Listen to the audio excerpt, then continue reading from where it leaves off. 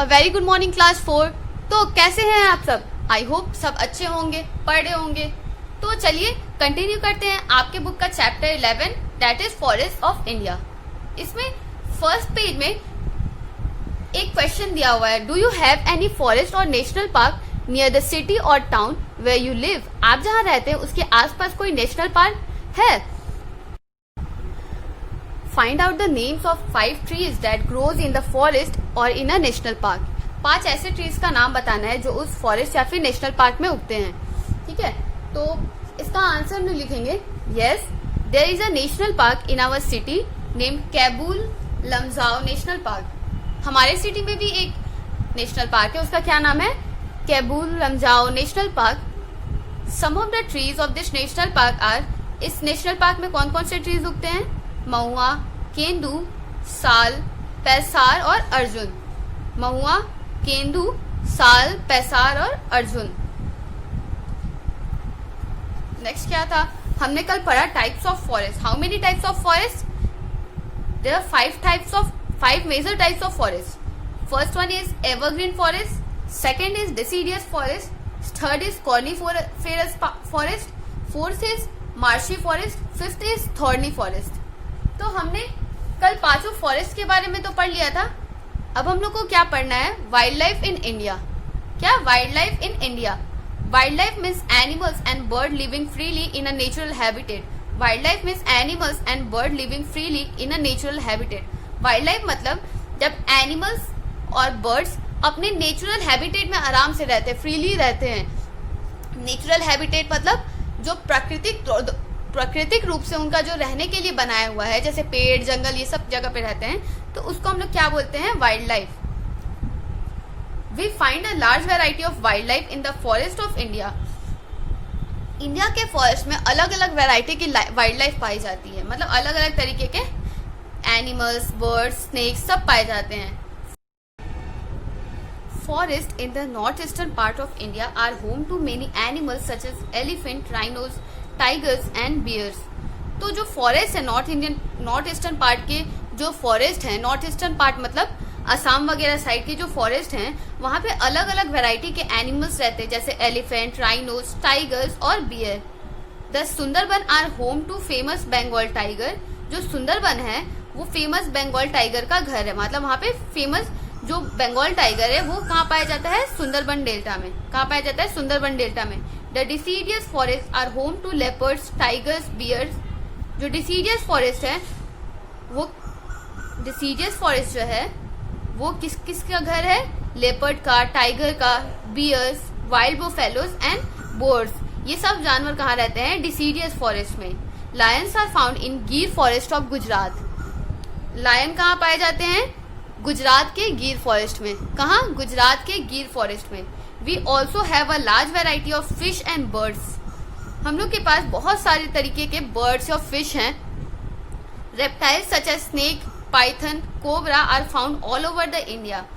और कुछ रेप्टाइल्स जैसे स्नेक्स, पाइथन, कोबरा वो पूरे इंडिया में पाए जाते हैं। ये सब जो रेप्टाइल्स हैं ये पूरे इंडिया में पाए जाते हैं। Crocodile and tortoises are found in most Indian rivers. India में ज्यादातर इन रिवर्स में क्रोकोडाइल और टोर्टोइज पाए जाते हैं। ठीक है। Hunting and killing of wild life has made many beautiful and rare species of animals and birds extinct. मतलब हंटिंग की वजह से और because of killing of wild life जितने भी बहुत सारे सुंदर सुंदर अलग अलग वैरायटी के यहाँ पे एनिमल्स और बर्ड्स थे, अब वो धीरे धीरे एक्सटिंक्ट होते जा रहे हैं। एक्सटिंक्ट मतलब विलुप्त होते जा रहे हैं, खत्म होते जा रहे हैं। तो हंटिंग मतलब क्या होता है? Illegal poaching. मतलब हंटिंग मतलब शिकार करना, किसी भी चीज का शिकार करना। जैसे हंटिंग पे लॉयन का हंटिंग होता है, तो ये सब होता है ना कि जंगल में जाकर के आप शिकार करते हैं। तो इन सब के वजह से क्या हुआ है कि जितने भी अलग अलग वैरायटी के सुंदर सुंदर एनिमल्स थे, बर्ड्स थे, वो अब विलुप्त होने के कगार पे आ गए, धीरे धीरे खत्म होने के कगार पे आ गए हैं। ठीक है। Now our government has set up a number of sanctuary throughout the country. पर अब क्या कर रहा है? अब तो पूरे धीरे धीरे एक्सटिंक्ट होता जा रहा है। तो अब हमारा गवर्नमेंट क्या कर रहा है कि बहुत सारा सेंचुरी सेटअप कर रहा है। सेंचुरी मतलब जहाँ पे सेंचुरी वो एक ऐसा जगह जहाँ पे नेचुरल हैबिटेट क्रिएट किया जाता है एनिमल्स के रहने के लिए। एनिमल्स के रहने के लिए सेंचुरी में एक नेचुरल हैबिटेट क्रिएट किया जाता है और वहाँ उन एनिमल्स को प्रोटेक्ट किया जाता है, उन एनिमल्स को प्रोटेक्ट किया जाता है। हमारे गवर्नमेंट अलग अलग सेंचुरी बनाया है कंट्री के अलग अलग पार्ट में। This century provide a natural home and protection to different kinds of wild life. ये जो सेंचुरी है वो जो अलग अलग तरीके के एनिमल्स हैं, जो भी वाइल्ड लाइफ हैं, उनको एक घर देता है, उनको नेचुरल होम देता है, उनको प्राकृतिक रूप का उनका जो घर मिला था पहले वही घर प्रोवाइड करता है और उनको वहां पे प्रोटेक्शन देता है। वहां पे किलिंग वगैरह बैन होता है, वहां पे एनिमल्स को हंट नहीं कर सकते, वहां पे उनका प्रोटेक्शन होता है। No one is allowed to hunt and kill animals and bird in this century. Century में कोई भी इस एनिमल्स और बर्ड्स को मार नहीं सकता। A few famous sanctuary in India are Kaziranga national park in Assam, Gir national park in Gujarat, Corbett national park in Uttarakhand, Periyar wild life sanctuary in Kerala, Bharatpur bird century in Rajasthan, Kanha national park in Madhya Pradesh. तो इंडिया के कुछ फेमस सेंचुरी कौन कौन से हैं? जैसे काजीरंगा नेशनल पार्क है, कहाँ पे? आसाम में। काजीरंगा नेशनल पार्क कहाँ है? आसाम में। फिर क्या है? गिर national park in Gujarat. Gujarat में कौन सा है नेशनल पार्क? गिर नेशनल पार्क। थर्ड क्या है? Corbett national park in Uttarakhand. Uttarakhand में कौन सा नेशनल पार्क है? Corbett national park. फोर्थ है Periyar wild life sanctuary in Kerala. Kerala में भी एक वाइल्ड लाइफ सेंचुरी है, क्या नाम है उसका? Periyar wild life century. Fifth क्या है? राजस्थान में एक है। राजस्थान में कौन सा है? Bharatpur bird century. यहाँ लिखा ही है बर्ड सेंचुरी। तो ये यहाँ पे किस चीज को ज्यादा प्रोटेक्ट करते हैं? जिस चीज को प्रायोरिटी देते हैं वहां पे बर्ड्स के प्रोटेक्शन को प्रायोरिटी देते हैं। Bharatpur bird century in Rajasthan. Fifth क्या है? Kanha national park in Madhya Pradesh. Madhya Pradesh में कौन सा नेशनल पार्क है? Kanha national park. यहाँ कौन कौन से एनिमल्स पाए जाते हैं? Asiatic lion, snake, peacock, royal Bengal tiger, elephant, swamp deer, monkey और स्पॉटेड डियर। स्पॉटेड डियर क्यों बोलते हैं? क्योंकि इसके शरीर पे ये जो व्हाइट कलर का स्पॉट है इसकी वजह से इसको स्पॉटेड डियर बोलते हैं। ठीक है। Our next topic is uses of forest.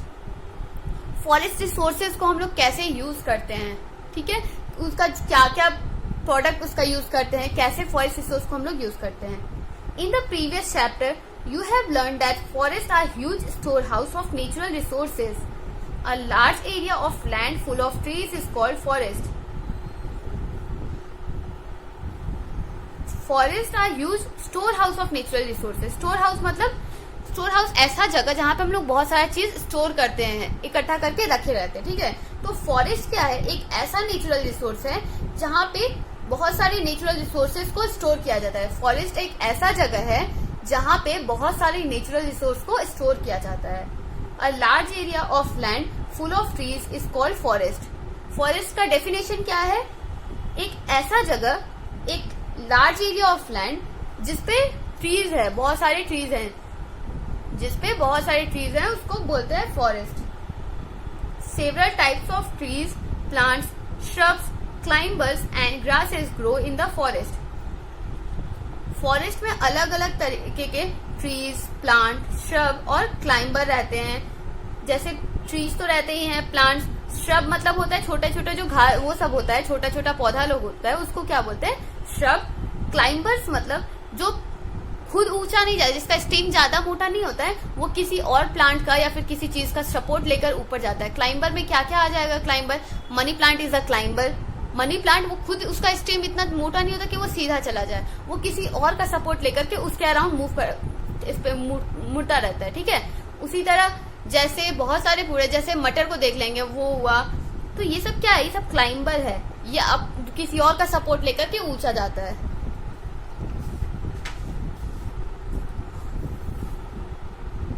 Forests grow in almost every part of the world. A number of wildlife live in this forest. World के लगभग हर पार्ट में फॉरेस्ट हैं ही, ठीक है, और इस फॉरेस्ट में बहुत सारे वाइल्ड लाइफ रहते हैं, वाइल्ड एनिमल्स रहते हैं इन फॉरेस्ट में. Beside being home to plants and animals, forests provide us with many raw materials that are necessary to make things for our daily needs and comfort. Beside being home to plants and animals, वो जो forest है वो plants और animals का घर तो है ही, उसके अलावा ये हम लोग को बहुत सारा रॉ मटेरियल देते हैं जिससे हम लोग अपना डेली नीड्स फुलफिल कर पाते हैं. ठीक है, जो अपना नेसेसिटी है उसको फुलफिल करते हैं. तो क्या क्या है, जैसे फॉरेस्ट में एनिमल्स तो हैं और रॉ मटेरियल हम लोग को क्या क्या मिलेगा, जैसे वुड मिलेगा. वुड से हम लोग फर्नीचर बनाएंगे, वहाँ के लोग हाउसेस बनाएंगे, इससे उनका कंफर्ट रहता है. और डेली जो नेसेसिटी उनको शेल्टर चाहिए वो प्रोवाइड करता है. ठीक है, तो फॉरेस्ट हर तरीके से हमारे लिए बेनिफिशियल है. Many important natural resources come from forest. Forest provide us food, would, fuel and other raw materials. बहुत सारे जो इम्पोर्टेंट नेचुरल रिसोर्स हैं वो कहाँ से पाए जाते हैं, वो फॉरेस्ट से. फॉरेस्ट से हम लोग को बहुत तरीके का नेचुरल रिसोर्सेज मिलते हैं. जैसे फूड मिलता है, फूड में जैसे फ्रूट्स वगैरह आते हैं, वेजिटेबल्स आते हैं.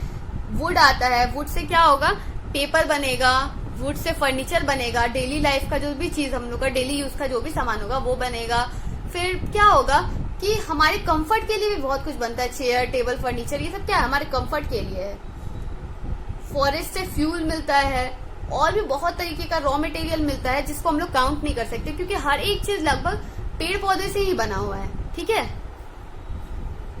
This resources may be used for making furniture, houses, paper, clothing, medicine and many other product. इन सब रिसोर्सेज को क्या क्या बनाने के लिए यूज करते हैं, फर्नीचर, घर, पेपर, क्लोथिंग कैसे, कॉटन से, मेडिसिन क्योंकि अलग अलग तरीके के वहां पे श्रब पाए जाते हैं और जो भी मेडिसिनल श्रब्स हैं वो उनको यूज करके हम मेडिसिन बनाते हैं. और भी बहुत सारे तरीके के प्रोडक्ट पाए जाते हैं जंगल में. Forest supply a huge amount of oxygen which all the living things need to breathe. Forest बहुत मतलब फॉरेस्ट क्या है, वहां पे जंगल में पेड़ बहुत सारे. ठीक है, तो पेड़ क्या करते हैं, जो भी कार्बन डाइऑक्साइड है, ऑक्सीजन है एटमॉस्फेयर में, तो वो क्या करते हैं, कार्बन डाइऑक्साइड तो पूरा एब्जॉर्ब कर लेते हैं, फिर उसके बदले क्या करते हैं, वो ऑक्सीजन देते हैं. पेड़ क्या करते हैं, कार्बन डाइऑक्साइड एब्जॉर्ब करके ऑक्सीजन देते हैं. पेड़ क्या करते हैं, वो हमारे सराउंडिंग, हमारे एटमॉस्फेयर का कार्बन डाइऑक्साइड को एब्जॉर्ब करके उसमें ऑक्सीजन देते हैं. ठीक है, इससे क्या होता है, जो हमारा सराउंडिंग है वो क्लीन होता है और वो ज्यादा अच्छा होता है हम लोगों के लिए. These resources may be used for making furniture, houses, paper, clothing, medicine and many other products. Forests supply a huge amount of oxygen which all the living thing needs to breathe. Trees in the forest hold the soil with their root and protect the soil from being carried away by wind and water. Forest एक और काम करता है कि वो soil को पकड़ के रखता है. फॉरेस्ट क्या करता है, सॉइल को पकड़ के रखता है उसका रूट, ताकि वो सॉइल इरोजन, ताकि वहां पे सॉइल इरोजन ना हो और वहां का मिट्टी हवा या पानी से बहे ना. ठीक है, तो क्या होता है, बहुत कुछ होता है. फॉरेस्ट हमारे लिए बहुत ज्यादा बेनिफिशियल है. पहला तो वो ऑक्सीजन इतना देता है, इतना सारा रॉ मटेरियल देता है जो डेली लाइफ में हम लोग यूज करते हैं. हम लोग को नेसेसिटी थिंग्स जो होता है, खाने पीने का, शेल्टर, वो सब कुछ प्रोवाइड करता है. ठीक है, और दूसरा क्या होता है कि उसके अलावा वो ऑक्सीजन लेवल मेंटेन करता है सराउंडिंग में. ठीक है, हमारे एटमॉस्फेयर में वो ऑक्सीजन लेवल मेंटेन करता है. तीसरा क्या करता है कि वो सॉइल को होल्ड करके रखता है, पकड़ के रखता है. फॉरेस्ट का जो भी ट्रीज हैं, वो ट्रीज के जड़ उसको होल्ड करके रखते हैं सॉइल को, तो वो बह नहीं पाता, मतलब सॉइल वहीं पे रहता है. वाटर और सॉइल एयर की वजह से वो बहता नहीं है. ठीक है, trees in the forest hold the soil with their roots to protect the soil from being carried away by the wind and water. Forests also offer a peaceful place for different activities such as hiking, camping, bird watching and exploring nature. Forest हम लोग को बहुत एक ऐसा जगह provide करता है जहाँ पे हम लोग पीसफुली कोई भी काम कर सकते हैं. ठीक है, हम लोग चाहे तो वहाँ पे हाइकिंग कर सकते हैं, कैंपिंग कर सकते हैं, कैंप लगा के रहना, फिर बर्ड वॉचिंग, वहाँ पे जो अलग अलग वैरायटी के कलरफुल बर्ड्स होते हैं उनको देख सकते हैं, या फिर नेचर को एक्सप्लोर करने के लिए हम लोग फॉरेस्ट जाते हैं कि नेचर में क्या क्या है, कैसा रॉ मटेरियल है, क्या क्या है, वो सारे रिसोर्सेज को देखने के लिए हम लोग जाते हैं फॉरेस्ट में। Our next topic is conservation of forest. किसी चीज को कंजर्व करना मतलब उसको बचाना, ठीक है। फॉरेस्ट को कैसे कंजर्व कर सकते हैं? Forest are the natural wealth of the nation. फॉरेस्ट जो है हमारे नेशन का नेचुरल वेल्थ है। They play an important part in its economy. India के इकोनॉमी या किसी भी कंट्री के इकोनॉमी में फॉरेस्ट एक इम्पोर्टेंट रोल प्ले करते हैं। कैसे? जैसे जो रॉ मटेरियल होता है वो वहीं से मिलता है ना। जो भी चीज हम लोग एक्सपोर्ट करते हैं, एक्सपोर्ट करने के लिए तो उसके प्रोडक्शन पे रॉ मटेरियल जो चाहिए होगा वो सब तो फॉरेस्ट से ही मिलता है। जैसे कॉटन का, अगर पेपर्स वगैरह का हुआ, कॉटन का हुआ, तो इन सब के लिए रॉ मटेरियल तो अल्टीमेटली हम लोग को फॉरेस्ट से ही लाना पड़ेगा ना। तो फॉरेस्ट हमारे इकोनॉमिक में एक इम्पोर्टेंट रोल प्ले करता है। So the conservation of forest is very important for every country. A country should have at least 1/3 of its area under forest. इसीलिए हम लोग की कंट्री को क्या, जितने भी कंट्रीज है उन सबको अपने फॉरेस्ट रिसोर्स को ज्यादा से ज्यादा कंजर्व करना चाहिए, बचाना चाहिए। और unfortunately we don't have even 1/4 of the land under forest in India. तो जनरली एक कंट्री में क्या होना चाहिए कि 1/3 पे फॉरेस्ट होना चाहिए। किसी भी कंट्री के 1/3 पार्ट में एक फॉरेस्ट होना चाहिए। पर अनफॉर्चुनेटली, दुर्भाग्यपूर्ण, हमारे कंट्री में क्या है कि 1/4 तक भी फॉरेस्ट नहीं है। होना चाहिए 1/3 पर 1/4 भी नहीं है, मतलब बहुत कम है फॉरेस्ट इंडिया में। We have destroyed our forest thoughtlessly. हम लोग अपने कंट्री का जो फॉरेस्ट है उनको बिना सोचे समझे बर्बाद कर दिए हैं, ठीक है, डिस्ट्रॉय कर दिए हैं। It is our duty to make up for the damage that has been done.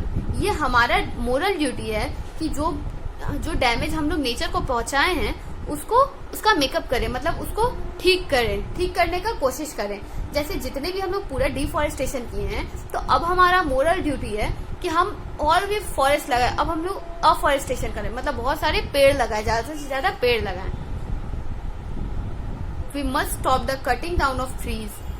पेड़ों को काटना नहीं चाहिए अब। We must grow more trees and conserve our forest. हम लोग को ज्यादा से ज्यादा पेड़ लगाना चाहिए और हमारे फॉरेस्ट को कंजर्व करना चाहिए। Our government and people has recognised the importance of forest. अब हमारे गवर्नमेंट को और यहाँ के लोगों को, कंट्री के लोगों को फॉरेस्ट का इम्पोर्टेंस समझ में आया है जब खत्म होने लगा है। A number of steps have been taken to protect the forest. अब क्या हो रहा है कि अलग अलग स्टेप लिए जा रहे हैं, अलग अलग एक्शन लिए जा रहे हैं to protect the forest. First क्या था, एक Van Mahotsav is celebrated every year at the beginning of the rainy season. हमारे कंट्री में वन महोत्सव सेलिब्रेट किया जाता है। रेनी सीजन के बिगिनिंग में हम लोग क्या चीज सेलिब्रेट करते हैं? Van Mahotsav. As a part of this Mahotsav a large number of trees are planted all over the country. तो इस महोत्सव के अंदर क्या होता है कि बहुत सारे ट्रीज हमारे कंट्री में अलग अलग जगह पे लगाए जाते हैं। बहुत सारे ट्रीज का प्लांटेशन होता है हमारे कंट्री में अलग अलग जगह। Under the social forestry programme people are encourage to plant trees along the road, canal and railway lines. तो इस महोत्सव के तहत जो लोगों को हम लोग इनकरेज करते हैं ताकि वो लोग रोड्स, कैनाल और रेलवे लाइन के किनारे किनारे पेड़ लगा सकें, ठीक है। There is yet another program in which every child is encouraged to plant a tree and take care of tree. The program is called A Tree for Every Child. तो एक और प्रोग्राम है जिसमें हर एक बच्चे को प्रमोट किया जाता है कि वो एक ट्री लगाए और उसका ख्याल रखे। हर बच्चे को प्रमोट किया जाता है कि वो एक ट्री लगाए और उसको प्रोटेक्ट करे, उसका केयर करे। इस प्रोग्राम को क्या बोलते हैं? A tree for every child. ये कौन सा प्रोग्राम है? A tree for every child, ठीक है। थर्ड क्या था? The Chipko movement has brought great awakening among the people in many parts of India.